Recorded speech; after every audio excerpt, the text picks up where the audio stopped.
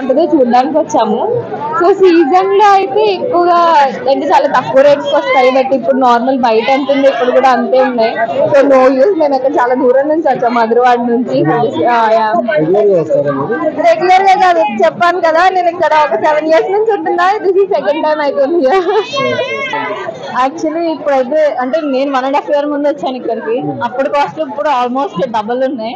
Maybe season కాకపోవడం వల్ల ఏంటో తెలియదు. ఆ సీజన్ లో అయితే మనకి బయట కంటే తక్కువ కాస్ట్ వస్తాయి, ఇప్పుడు చాలా ఎక్కువ కాస్ట్ అండి.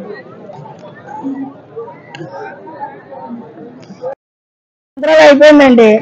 మాకు కనీసం వ్యాపారాలు అస్సలు బాగలేదు. 3 సంవత్సరాలు తిండికి ఇబ్బంది పడిపోయింది. మా పిల్లలు, మా తల్లులు, మనవలు అందరూ చాలా కష్టాలు పడ్డారు. ఎప్పుడు రాని కరోనా వచ్చేసింది. ఏంటి మళ్ళీ ఇక్కడ చూస్తే బోట్లన్నీ కాలిపోయాయి. ఎవరికి కూడా భవిష్యత్తులు లేవు, బతుకులు లేవు. ఏం చేయాలో వాళ్ళకి అర్థం అవడం లేదు. ఎలా బతకాలో మాకే తెలియలేదు. అది ఇక్కడ పరిస్థితి. బోట్లు కూడా బాగాలేవు, ఎవరికి లాభాలు లేదు. రేట్లు పెరిగిపోయి వడ్డీలు కట్టలేకపోతున్నాం. అన్ని వారు వడ్డీలు, పైలెంజలు తీర్చబడక మేము తలకు తోక చచ్చిపోవాలనిపిస్తుందండి. ఎందుకు బతకలు మేము ఎలాగో బతికేసి పోతాం. మాకు పుట్టిన పిల్లలు మా వెనకాల మా మనవాళ్ళకి ఉద్యోగాలు లేవు, జాబులు లేవు, చదువులు లేవు. వాళ్ళు బతకలేదు, బతుకులు లేవు. తల్లిదండ్రుల మీద ఆధారపడతా ఉంటే తల్లిదండ్రులకు బతుకులు లేవు. తల్లిదండ్రులు ఎంత కష్టపడి ఆ బిడ్డలు పెంచుతారు. ఆ బిడ్డలు పెంచిన ఆ పిల్లలు ఆ తల్లుల మీద ఆధారపడుతున్నారు. ఎటు ఆధారం లేదు. వాళ్ళకి పొద్దుకి 500 రూపాయలు ఖర్చుకుండాలి, కానీ వాళ్ళకి 100 రూపాయలు తల్లిదండ్రులు ఇచ్చిన ఆధారం వాళ్ళకి లేదు. ప్రపంచం అలాగ అయిపోయిందండి. మరి ఏమో వచ్చే సంవత్సరం ఎలాగుంటుందో మాకే తెలీదు. ఎవరు ఎక్కుతారో ఎవరు దిగుతారో మాకే తెలీదు. కానీ ప్రపంచం మాత్రం బాగుండాలండి. అందరూ బాగుండాలి, ప్రజలందరూ బాగుండాలి. ఏంటి ఒక కోళ్ళు వచ్చిందంటే ఇల్లు ఎత్తురెళ్ళిపోయేది. ఇప్పుడు ఒక కొడుకు వచ్చినా ఆ ఇల్లు ఎత్తురాలుతుంది. ఇప్పుడు అలా లేదు. ప్రపంచం వాళ్ళ కొల్లారంగా ఉంది. బతకనందుకే ఎలా బతకాలా అని అందరూ జనమందరూ అలాగే ఉన్నారు, ప్రజలందరూ అలాగే ఉన్నారు. అలాగుంది. ఇంకంటే మేము ఇంకేం చేయగలమండి. వ్యాపారం ఎలా ఉంది? వ్యాపారం కొద్దిగా 2 నెలలు బట్టి డల్గా ఉంది బాబు. బోట్లు కాలిపోయిన కాడి నుంచి బోట్లో కూడా ఫిషింగ్ లేవు. వెళ్ళిన బోట్లు ఉట్నే వచ్చేస్తున్నాయి. ఈ గాలి వల్ల నీరు చల్లబడిపోయి చేపలు పడలేదు. దానికోసం చేపలు కూడా ఇక్కడ బజార్లో పిరిమైపోయినాయి. మనం కొనుక్కుంటున్నాం కానీ అవి మనకు డబ్బులు రావట్లేదు. అయినా అరువులు వేస్తాను, వాళ్ళు ఎవరు మన డబ్బులు కూడా అందుబాటులో నేరాలు. అటు విధంగా అలా కొడతా పడతగా వ్యాపారం చేసుకుంటున్నాం. మరి బచ్చాకం 2 రోజులు కాబట్టిగా మరి ఇంటికి వెళ్ళిపోలేక ఏది చేయలేక మరి ఎక్కడ ఉంటున్నాము. మరి ప్రభుత్వం కోసం మనం లోన్ కోసం పెట్టారు. 50,000 లోన్ ఇస్తామన్నారు కదా గవర్నమెంట్, దానికోసం పెట్టారు, ఇంకా ఇవ్వలేదు. వాళ్ళు ప్రజలు కూడా ఇస్తారని చూస్తున్నారు. దానికోసం వాళ్ళు ఆలోచించినట్టు ఉంటే మనం అందరం బాగుపడతాము. ఏదో కూలీనాలు చేసుకొని అలా బ్రతుకుతాం. అది ఆ బోట్ ఎప్పుడో అమ్మేశాను బాబు. వ్యాపారం ఉంటే 100 కేజీలు అమ్ముతాం. వ్యాపారం లేకపోతే 10 కేజీలు 5 కేజీలు అమ్ముకుంటాం. అంతవరకే ఉంది. బజారు పెద్దగా బిజినెస్ లేదు ఇక్కడ, ఆగిపోయింది. బోట్లు కాలిపోయిన కాడి నుంచి మాకు చేపలు రాలేదు. ఎందుకంటే సరైన బోట్లు కాలిపోయినాయి. ఆ కాలిపోయిన వాళ్ళు మళ్ళీ బోట్లు కొనలేదు. అది ఖర్చులో ఏదో వాళ్ళు మనకి ఇంక ఈ సమయానికి కానీ ఉడిపించుకున్నారు. బోట్లు ఫిషింగ్ ఉంటే కదా వాళ్ళు కూడా కొంటారు. ఎలాగా పోయింది వాళ్ళు ఇచ్చిన డబ్బులతోని. మరి అంత బోట్లు రావు. 70 నచ్చలది, 60 నచ్చలది, 50 నచ్చలది, 20 నచ్చలది, 10 నచ్చలది అలా కాలిపోయినాయి. మరి ఇలాగా కాలిపోయి మళ్ళీ 10 నచ్చల రూపాయలు వెయ్యాలని వాళ్ళు బోట్లు మరి కట్టలేదు. మరి 30 బోట్లు కాలిపోతే, సరైన బోట్లు కాలిపోతే ఫిషింగ్లు తక్కువ వస్తాయి కదా. దానివల్ల మనకు వ్యాపారం కూడా అందుబాటులో లేదు. మరి మనిషి పోటీలు వేసుకుని వ్యాపారం పోయింది. ఇంకా అంతవరకు మనం ఉన్నంచేపులా నడిస్తే తర్వాత దేవుడు ఎలా ఉంటుంది మనకు తెలియదు. 20 నచ్చలు, 10 నచ్చలు, 15 నచ్చలు ఈ నెల్లూరు రోజులు కూడా ఉండిపోయినాయి డబ్బులు. రానందుకే మనం వెళ్ళేందుకే మనకు వయసు అయిపోయిందంటే వెళ్ళలేము. అలాగే ఏదో పావలాతి రూపాయి ఇస్తే తీసుకుంటాం. మరి ఏం చేస్తాం? మనం అయితే అప్పిచ్చిన డబ్బులు ఏంటి పోలీస్ స్టేషన్కి వెళ్ళేందుకే. అలాగే వ్యాపారం నడుస్తుంది. అంతవరకే వ్యాపారం ఇంతే, నేను చెప్పినట్టే. లేదు వ్యాపారం. కోళ్ళు గుండా 5,000 బండి, కోళ్ళు గుండా కోళ్ళు మేత అది కూడా ఇక్కడ రేట్లే కొనుక్కుంటున్నాను. నీ మీద నాన్న నువ్వు బతుకుతావా నానబోతాను పేర్చి వ్యాపారం అయిపోయింది అక్కడ. లేకపోతే అప్పుడు ఇంతకుముందు బాగానే ఉండేది. నీ దానికంటే సంవత్సరానికి 4-5 లక్షలు సంపాదించుకుండేది. ఇప్పుడు 10 లక్షల రూపాయలు పోతుందా కానీ మనకు సంపాదన ఇంటికి రావట్లేదు. అలాగుంది ఫిషింగ్ వ్యాపారం. నాకు ఇంతవరకే తెలుసు, తర్వాత ఆ బోట్ల వ్యాపారం నాకు తెలియదు. ఈ 950 అండి కల్లడికి అంటాయండి. కానగడితే 1050 అండి. ఒకసారి తగ్గుతుంది ఒకసారి పెరుగుతుంది. అదే 1000 ఉందంటే 1600 వరకు వెళ్తుంది, 1800 వరకు వెళ్తుంది. అది కూడా తగ్గుతుంది పెరుగుతుంది. ప్రతి చేప పెరుగుతుంది తగ్గుతుంది. ఆల్ మిక్స్ అనుకో 1400, 1200, 1300 అంటే చేప దుమ్మిని పెట్టి ఒకసారి ఇదే చేప 600 కూడా వెళ్ళొచ్చు, ఇదే చేప 1200కి వెళ్ళొచ్చు. కానగడితే కల్లడికి ఎక్కువ సాటర్డే ఎక్కువ మార్కెట్ ఉంటుంది. ఎందుకంటే ఊరి నుంచి సంతల నుంచి అక్కడే అనకాపల్లి ఈ ఊరి నుంచి వస్తుంటారు. దువ్వాడ అన్నిటి నుంచి సినిమాలను పట్టుకెళ్ళి సండే వ్యాపారం చేసుకుంటారు. మళ్ళీ మండే వస్తుంది మంగళవారం వ్యాపారం. నేను 1000 కడితే ఇక్కడ 800 అడుగుతాయి అంటే ఇద్దరు ఒకటే ఇంత 4 వస్తాయి.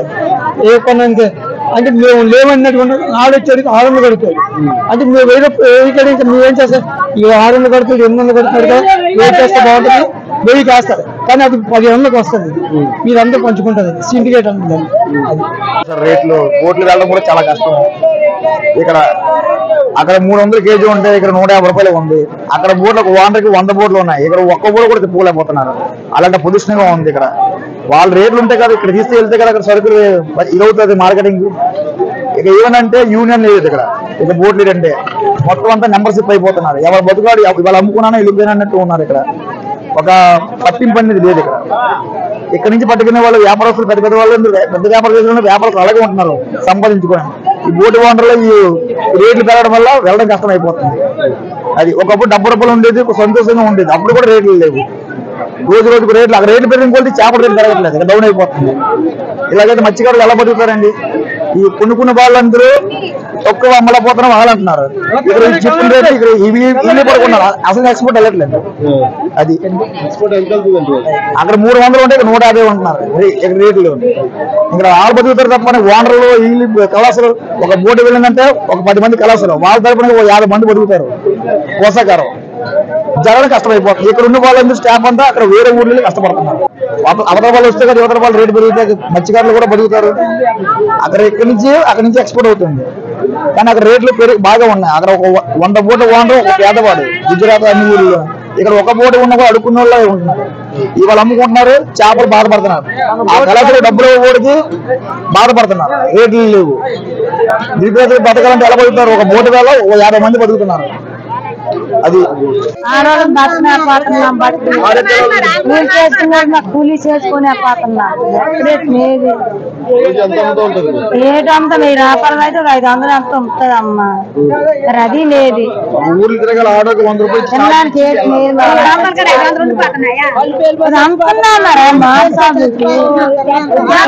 పొద్దున్న ఎంత 500 ఉండదు. బియ్యం కూడా రేట్ అయిపోతున్నాయి.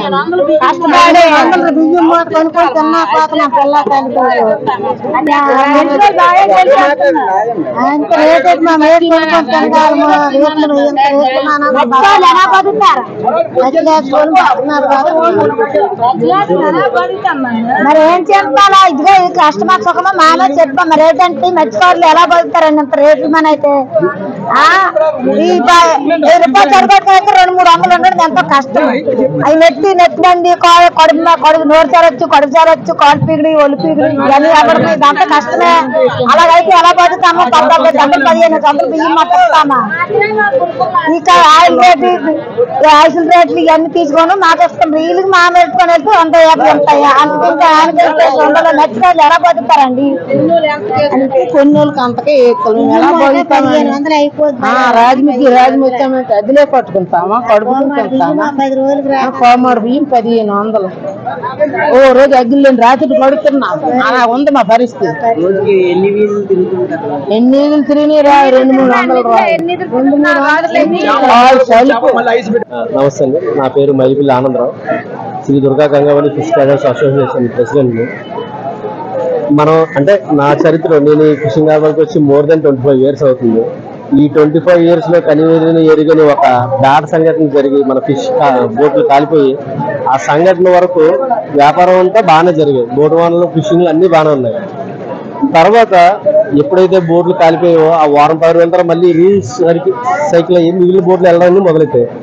ఎప్పుడైతే మళ్ళీ ఫైర్ యాక్సిడెంట్ అయిందో దాని తర్వాత నుంచి బోట్లకి కానీ ఇలాగే వ్యాపారస్తులకి కానీ ఎవరికి కానీ జీవనోపాధి చాలా అంటే వాళ్ళకి వచ్చే ఇన్కమ్ సోర్స్ అన్ని తగ్గిపోయాయి.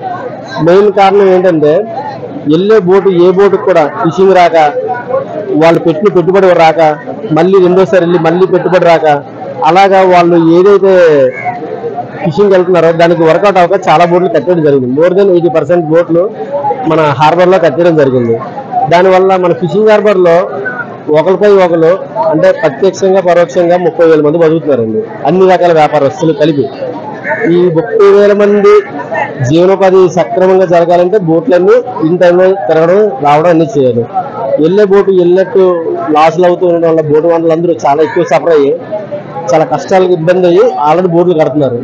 దీనికి ముఖ్య కారణం ఏంటనేది మాకైతే తెలియదు. ఎందుకంటే ఎవ్రీ ఇయర్ జనవరి ఫిబ్రవరిలో హెవీ మెటీరియల్ వస్తుంది అనమాట. ఎంత మెటీరియల్ వస్తుందంటే మార్కెట్ కొలాప్స్ అయిపోయింది మెటీరియల్. ఇప్పుడు ఏంటంటే ఆ బోట్లు ఫిషింగ్ లేక ఉండి కొద్దిగా మెటీరియల్ తోటే కొనే వాళ్ళు కొనలేక, దీని మీద బతికే వాళ్ళు బతకలేక, అదే చెప్తాను కదండి, ప్రత్యక్షంగా పరోక్షంగా 30,000 మంది ఈ హార్బర్ మీద బతుకుతున్నారు. మన హార్బర్ లో బతకడానికి డిగ్రీ క్వాలిఫికేషన్ డ్రెస్ కోడ్ ఇలాగ ఏం అవసరం లేదండి.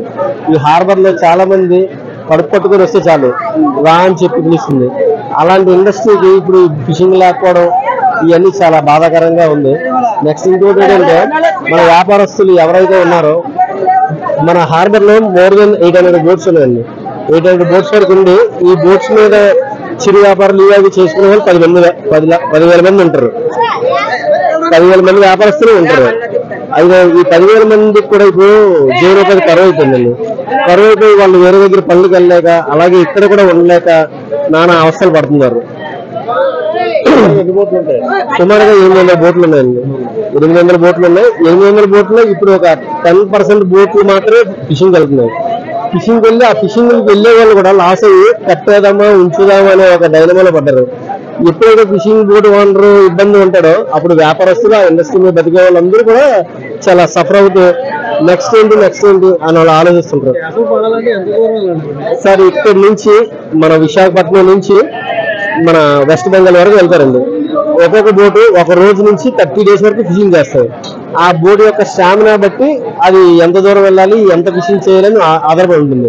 కొంతమంది 30 రోజులకి ఫిషింగ్ చేద్దామని వెళ్తారు, కానీ వాళ్ళ లక్ బాగుంటే 10 రోజులు కూడా ఫిషింగ్ అయిపోయే రోజులు ఉన్నాయి. కొంతమంది 10 రోజులు ఫిషింగ్ చేద్దాం అనుకుంటారు, కానీ వాళ్ళకి ఏమీ లేక 15 రోజులు 20 రోజులు ఉండి మళ్ళీ అలా జీరోగా వచ్చేస్తారు. అప్పుడు వాళ్ళకి అంటే వాళ్ళు పెట్టుబడి మొత్తం జీరో అయిపోతుంది. అలాగా వాటికి కష్టపడే వాళ్ళకి వెళ్ళే వాళ్ళ కష్టం కూడా పోతుంది. ఇలాగ చాలా మంది ఈ 1 month లో చాలా బోట్లు కట్టడం జరిగిందండి. నెక్స్ట్ ఇంకా వ్యాపారస్తుల పరంగా వచ్చినప్పటికీ మన విశాఖ ఫిషింగ్ హార్బర్లోని ఈ అభివృద్ధి పనులు అంటూ 145 కోట్లు వచ్చాయి, 151 కోట్లు వచ్చిందని చెప్పడం అయితే జరిగింది. కానీ ఈ అభివృద్ధి పనులు ఎలా జరుగుతున్నాయి, ఎక్కడ జరుగుతున్నాయి, ఏ విధంగా జరుగుతుందని మాత్రం క్లారిటీ లేదు. ఇంకోటి ఫిషింగ్ హార్బర్ లో వ్యాపారం చేస్తున్న ఏ ఒక్క వ్యాపారస్తుడికి కూడా పర్టికులర్ గా ఉండడానికి ఒక ప్లేస్ అంటూ లేదు. రోడ్ల మీద ఎక్కడ పడితే అక్కడ చేసుకుంటూ ఈ ఎండకి సరుకుపోయి మార్కెట్ లో దాని వాల్యూ రాక వ్యాపారస్తులు కూడా 70-80% లాసుల్లో ఉన్నారండి. అంటే రొటీన్ అయితే తప్ప మళ్ళీ వాళ్ళ డబ్బులు వాళ్ళకి రావు. అలా రావాలంటే బిజినెస్ చేయాలి. బిజినెస్ చేయాలంటే పర్టికులర్ ప్లేస్లు అంటే లేవు. ఈ అభివృద్ధి పనుల్లో భాగంగా పనులు అయితే జరుగుతున్నాయి, కానీ ఏం జరుగుతుంది, ఎవరి కోసం జరుగుతుంది, ఎక్కడ జరుగుతుంది అనేది ఎవరికి క్లారిటీ లేదు. అలాగే ఫిషింగ్ హార్బర్ లో వ్యాపారం చేస్తున్న వ్యాపారస్తులకి, అన్ని రకాల వ్యాపారస్తులకి పర్టికులర్ అంటే ఏ హార్బర్ లో కూడా మనం బోట్ బాగా రన్ అవ్వాలన్నా, దాన్ని గిట్టుబాటు ధరలు కావాలన్నా ముందు వ్యాపారస్తులు కరెక్ట్ ప్లేస్ కానీ వాడికి కావాల్సిన సదుపాయాలు కానీ ఉండాలి. మన హార్బర్ లో అవన్నీ చూడలేదండి. ఏ ఒక్క వ్యాపారస్తుడు కూడా ఒక షెడ్ అంటూ ఏమీ లేదు. మీరు అలా వెళ్ళి చూస్తే ఒకసారి ఆ రోడ్డు మీద అందరూ రోడ్ల మీదే సన్లైట్ లో చేస్తూ ఉంటారు. ఇలా సన్లైట్ లో చేయడం వల్ల వీళ్ళు నెంబర్ 1 క్వాలిటీకి వచ్చిన ప్యాచెస్ అక్కడికి వెళ్ళేటప్పటికి 60% 70% కండిషన్ తోటి వెళ్తుంటారు. కానీ మన హార్బర్ లో తెచ్చేది మాత్రం 100% హైజీనిక్ మంచి మెటీరియల్ వస్తారండి. కానీ అక్కడికి వెళ్ళేటప్పటికి ఈ ఎండ దెబ్బకి వేరే పరిస్థితుల వల్ల అది అనుకుని ఇది అవ్వట్లేదు. మనం ఎక్స్పోర్ట్ చేసేటప్పుడు ప్రతి ఎక్స్పోర్టర్ కి గవర్నమెంట్ 30% సబ్సిడీ ఇస్తుందండి. వాళ్ళు ఎక్కడ ఉండి చేస్తారు. కానీ ఇక్కడ మన హార్బర్ లో 90% ఆఫ్ ఫిష్ ఏదైతే ఉందో అదంతా వ్యాపారస్తులు కొంటారు. వీళ్ళు లాస్ అయిపోతే లాస్ కానీ వాళ్ళకి సబ్సిడీ కానీ గవర్నమెంట్ నుంచి ఈవెన్ చిన్న ఐస్ బాక్స్ కూడా ఇప్పుడు వచ్చి ఇచ్చే దాఖలు అయితే మాకు ఎవరికి తెలియదండి. దానివల్ల అయితే వ్యాపారస్తులు చాలా నష్టపడుతున్నారు. మన వ్యాపారస్తులకి ఏవైతే మౌలిక సదుపాయాలు ప్రతి దగ్గర కల్పిస్తారో అందులో 1% కూడా మేము ఇచ్చామని కానీ నేను తీసుకున్నాను కానీ 1% కూడా లేదు. ఈ విషయం అయితే మాకు చాలా బాధాకరంగా ఉందండి. ఎందుకంటే రోజులకి కొన్ని కోట్ల రూపాయల వ్యాపారం జరుగుతుంటుంది హార్బర్లో. ఆ వ్యాపారం చేయడానికి మెయిన్ కారణమైన వ్యాపారస్తులు ఎవరైతే ఉన్నారో వాళ్ళకి కావాల్సిన సదుపాయాలు కానీ వాళ్ళకి కావాల్సిన ఫెసిలిటీస్ కానీ మన విశాఖపట్నం ఫిషింగ్ హార్బర్లో ఇప్పుడు వచ్చి లేదండి. చెప్పాను కదండి, ఫస్ట్ మేము ఉండడానికి ఒక గూడంటే అదే లేదు. ఇప్పుడు దగ్గర 300-400 మంది వ్యాపారస్తులు ఉంటారు. పెద్ద వ్యాపారస్తులు ఒక 60-70 మంది ఉంటారు. చిరు వ్యాపారస్తులు వీళ్ళందరూ కలిపితే ఒక 10,000 మంది వ్యాపారస్తులు మొత్తం హార్బర్ అంతా కలిపి బతుకుంటారు. ఎక్కడ వాళ్ళు అక్కడ ఎండలో మగ్గిపోవడమే తప్పితే ఎవరికి ఒక షెల్టర్ అంటే లేదు. ఎంత పెద్ద ఫిషింగ్ హార్బర్ లో టాయిలెట్స్ లేవండి. మొత్తం ఫిషింగ్ హార్బర్ అందరికీ ఒకే ఒక టాయిలెట్స్ ఉంది, ఆడమాగ ఎవరైనా. అది కూడా మాక్సిమం క్లోజ్ లో ఉంటది. మంచినీరు సదుపాయం ఎక్కడ లేదు. ఈ మధ్యకాలంలో కొన్ని దగ్గర ట్యాంకులు పెట్టారు, ఫైర్ అండ్ సేఫ్టీ లేదు. అలాగా లేదు అంటే మొత్తం అన్నీ లేవండి, ఏవి లేవు. వ్యాపారస్తులకి వచ్చే ఐస్ కానీ ఏది సబ్సిడీ ఉండదు. అలాగే కొనే ధర్మకోల్ బాక్సులు దానికి ఏం సబ్సిడీ ఉండదు. ఎవరు ఎలా కావాలంటే వాళ్ళు కొనుక్కొని వెళ్ళడమే తప్పితే వ్యాపారస్తుల పరంగా గవర్నమెంట్ మేము మీకు సాయం చేసాము, మీకు ఇది అందింది, లేకపోతే మీరు నష్టపోతే మేము ఇలా ఆదుకుంటామని కనీసం మీకు సబ్సిడీ లోన్ అని కానీ ఏది కూడా లేదు. అది చిన్న పెద్ద ఎవరికి లేదు. అందుకే ప్రతి సంవత్సరం ఎంత పెద్ద బిజినెస్ చేసే వ్యాపారస్తులైనా 10 మంది మన హార్బర్లో కనిపించుకుంటూ పోతారు. ఎందుకంటే చేసే వ్యాపారం అందరూ అనుకుంటారు ఇదేదో లక్షలు మిగిలిపోతాయి, కోట్లు మిగిలిపోతాయి, వేల మిగిలిపోతాయి అనుకుంటారు. కానీ వాళ్ళు ఆస్తులు అమ్ముకొని పుస్తులు తాకడ పెట్టుకొని ఉన్నవన్నీ ఆర్పేసుకొని హార్బర్ వదిలేసి వెళ్ళిపోయే వ్యాపారస్తులు 100లో ఉన్నారు. ఈ సంవత్సరం కనిపించే కొంతమందిలో నెక్స్ట్ ఇయర్ సీజన్కి వచ్చినప్పుడు సగం మంది ఉంటారు. ఎందుకంటే ఎవరికి ఇవ్వాల్సిన బకాయిలు వాళ్ళు చెల్లిస్తే వీళ్ళందరూ మైనస్ అయిపోతుంటారు. ఆ విధంగా గవర్నమెంట్ ఏ విధంగా సపోర్ట్ చేస్తే బాగుంటుందని కోరుకుంటున్నాను. నమస్కారం అండి, నా పేరు గరికిన్ రవి అండి. ఫిషింగ్ హార్బర్ లో వ్యవస్థలు ఎలా ఉన్నాయంటే మొన్న అగ్ని ప్రమాదం తర్వాత చాలా ఇబ్బందుల పాలుగా ఉన్నారండి. అలానే ఫిషింగ్స్ కూడా చాలా నష్టాల్లో చవిచూస్తున్నాయి. బోటు ఓనర్స్ కానీ దాన్ని సంబంధించిన అనుబంధ సంబంధాలు అన్ని కూడా. ఎందువల్లంటే ఫిషింగ్ రాకపోవడం, ఆయిల్ డీజిల్ రేట్ పెరిగిపోవడం, ఇలాగ ప్రతిదీ కూడా హెవీ రేట్లు పెరిగిపోవడం వల్ల చాలా ఇబ్బందులు పాలవుతున్నారు. అలానే గవర్నమెంట్స్ కూడా ఎటువంటి నష్టపరిహారాలు కానీ వాళ్ళకి సబ్సిడీ రూపంలో ఇవ్వాల్సిన పరికరాలు కానీ ఏవి ఇవ్వకపోవడం చాలా ఇబ్బందులు పాలవడం జరుగుతుంది. అలానే ప్రతి ఒక్కరికి కూడా ఇప్పుడు దీని మీద నమ్ముకున్న కళాశాలలు కావచ్చు, వ్యాపారస్తులు కావచ్చు, ఇంకా చాలా వరకు ఇప్పుడు రిక్షా వాళ్ళు కావచ్చు, చాలా మంది ఉన్నారండి. వాళ్ళకి కూడా ఎటువంటి పథకాలు కావచ్చు ఇవి కూడా అందకపోవడం చాలా ఇబ్బందులు పాలవుతున్నాయి. మరి ఒక్కొక్క బోటు ఒక్కొక్కటి సెక్టర్ లో ఉంటుందండి. ఒక బోటు ఉదయం వెళ్ళి సాయంత్రం వచ్చిన ఉంటాయి, 1 వీక్ ఉంటాయి, 1 మంత్ కూడా ఉంటాయి. సో ఇలాగా 1 మంత్కి వెళ్ళిన ఏంటంటే ఏది పచ్చిసింతో కూడుకుంది అనమాట. చాలా ఎక్కువ పెట్టుబడి పెట్టాలి. అది సుమారుగా అందులో 9 నుంచి 10 1 మంత్ అవుతుంది. ఏంటంటే టోనాకి వెళ్తాయి ఎక్కువ. అవి టోనా ఫిషింగ్ చేస్తుంటాయి. అవి ఇప్పుడు ఇవి ఉన్నాయంటే నట్టు ఫిషింగ్ అండి. ఇది 1 వీక్ లో వెళ్ళి దానికి సంబంధించిన మెటీరియల్ తీసుకొచ్చి ఇక్కడ సేల్ చేయడం జరుగుతుంటది. అదనమాట.